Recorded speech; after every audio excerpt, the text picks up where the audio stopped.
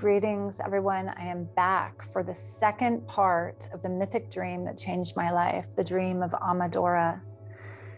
Just to recap, in part one, I shared a story about how I was a woodworker, an artisan, and a priestess in a time before time, a time where reality was a lot more malleable, where the field responded to our intent, our sound, and our consciousness and our vision very quickly, very rapidly. And we were able to change matter with spirit, with intention, with love. And in that part of the dream, I spoke about merging with this goddess, this deity, Amadora, she who loves. And her job, her purpose was to restore and to replenish and to harmonize and heal the land from destruction, from famine, from the effects of fire that was used in an overblown way. This kind of warring and burning of nature and creating of weapons and hurting life. Amadora would then go out into the world after restoring herself in the lakes, and she would heal the land through her song, through her love, through her tears of mercy and compassion.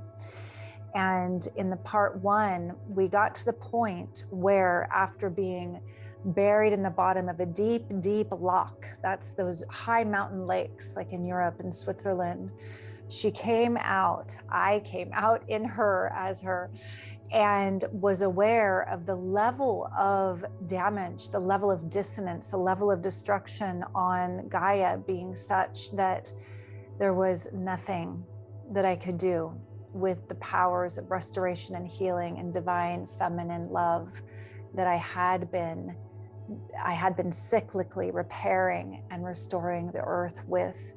That there was so much apathy and numbness and deadness and dissonance in the field that there was no lake deep enough to restore me.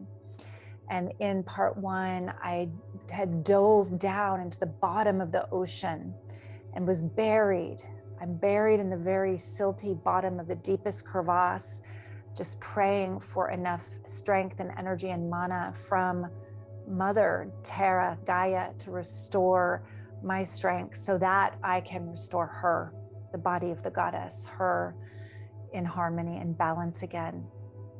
And in that moment, I recognized that there was not enough mana, not enough life force left, that the ocean was acidic, there was too much damage, too much plastic, too many particles and frequencies underwater that were making it impossible to nourish enough there, even there. And that is when I renounced this world in grief, in sorrow, in absolute anguish. My heart broke and I began to dissolve into the ocean floor. So here I am, merging with the mother in this great release. I trust, I release, I let go. I let go of my identity as she who loves, as my need to help, to rescue, to restore, to do anything. I let go, mother, I let go into your depth in grief that we could not serve humanity, that we could not do anything to counteract these forces of what I would call toxic yang energy, this fire element blown out of control, ravaging, harvesting, destroying, and pillaging and raping the earth, children, the feminine, humanity. This energy seemed to have won. And in that moment, as I dissolve into the ocean floor, my heart light going out, something miraculous happened. There was, like, you know, in the emergency room when there's a defibrillator and there's a big shock, like a poof, that creates the heartbeat again. Something happened on the bottom of the deepest part of the ocean floor as I renounced this world and dissolved and dissolved and dissolved. There was a shock wave of spirit, a spark that restarted my heart, that activated and catalyzed this incredible poof of awareness of what must happen next. And I blasted off the ocean floor, straight up and out of the water, this time not flying horizontally around, taking in the damage and the destruction or doing anything to try to combat that, to heal that. This time I traveled vertically, straight up through the atmosphere, out of the stratosphere, up, like a comet heading directly towards the sun. And as I neared the sun with all of my focused intent, as I neared the heat and the radiation and the light of this incredible fire, this celestial body, I knew that I would be destroyed, completely annihilated by him, by the sun, by the light. And I dove into the radiant waves of heat and energy, and this Devic form, this goddess Amadora, began to dissolve and dissolve and dissolve and dissolve into the sun, into the light. And as I penetrated him, I dissolved, and I was no longer she who loves. I was no longer Amadora, no longer an individual sense of her, of I, of a being, a separate entity at all. I dissolved into no thing at all. And yet, that being said, there was still this energy of intent to merge and to completely connect to the sun, to be in the center of the sun.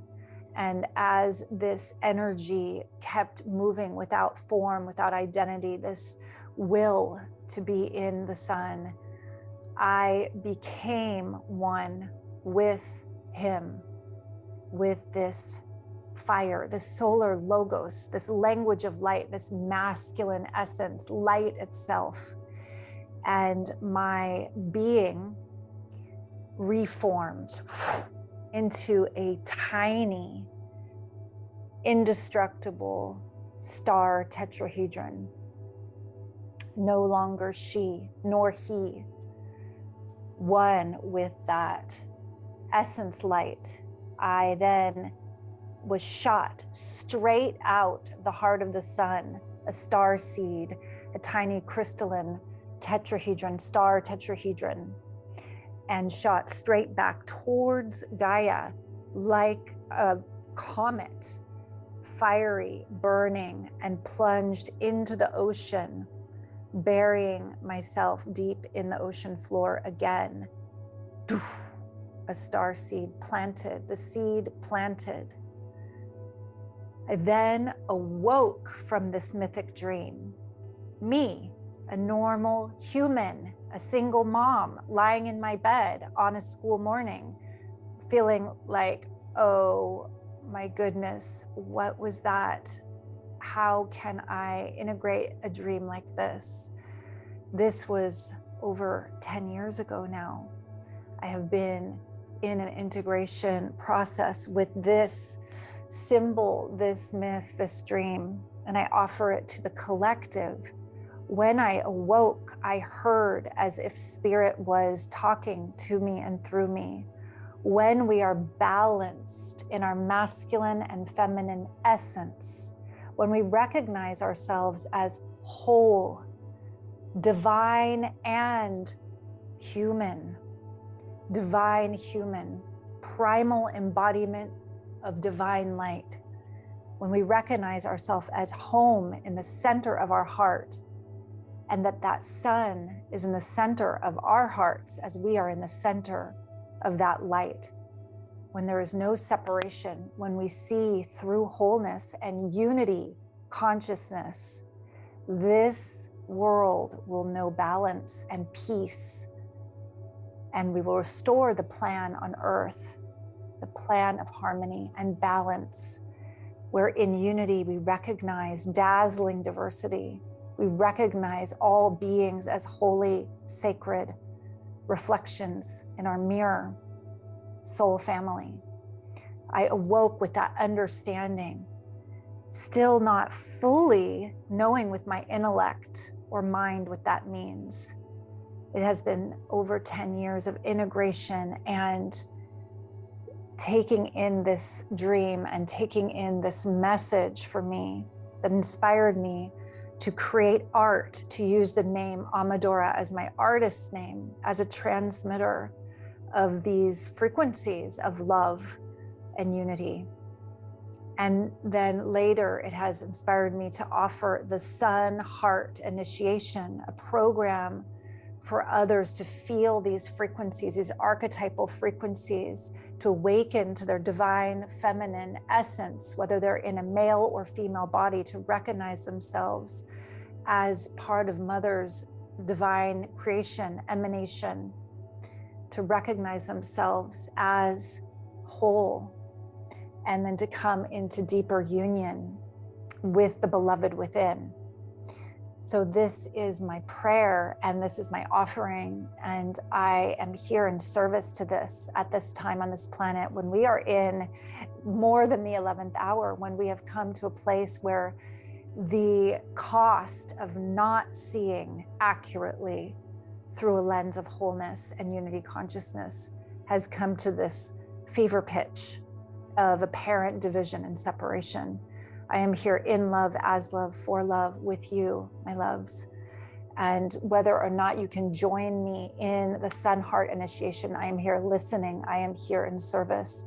I am here to respond and offer whatever transmission comes through for us in this time as a human family, to remember who we truly are, to remember how powerful we truly are. So whether you identify as being a star seed or a light worker or not, there is a spark in your heart that remembers who you truly are. Through the apathy, through the cynicism, through the distraction, you remember what is real in the center of that star in your heart, what it is to be human. And I love you. In this place, I am another you.